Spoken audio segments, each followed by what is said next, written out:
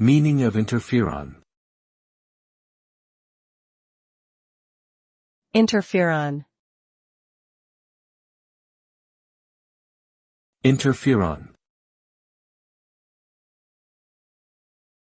Interferon. Interferon.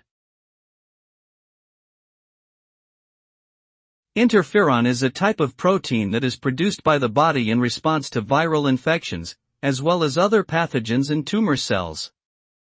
The proteins work by interfering with the replication of viruses within infected cells, and also by activating immune cells such as natural killer cells and macrophages. Interferons are crucial components of the innate immune system, which is the body's first line of defense against invading pathogens.